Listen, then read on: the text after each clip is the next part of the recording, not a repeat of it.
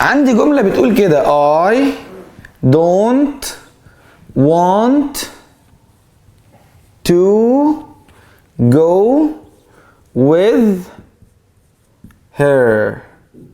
تعال اعلمك شوية تريكات من اسرار كورس النطق الامريكان اكسنت مع مستر مصطفى عاطف ببلاش بسهولة، وركز معايا وخليك تنطق شبه الاجانب بالظبط.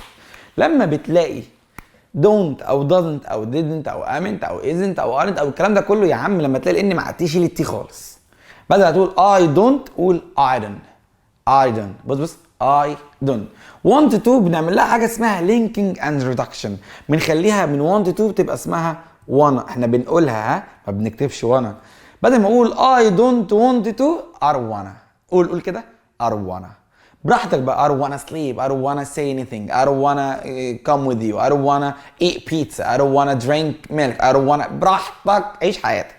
طيب بعدين لما بتلاقي بص him او her شيل ال h، فبدل ما تقول with her whether، with him with him، tell her tell her، tell him tell him. فبدل ما تقول I don't want to go with her I don't wanna go with her. شكرا.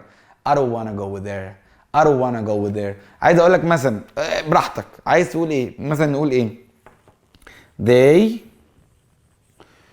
are not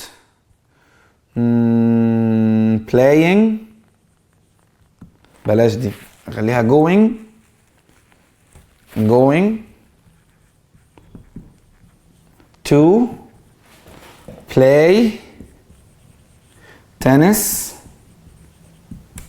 with him.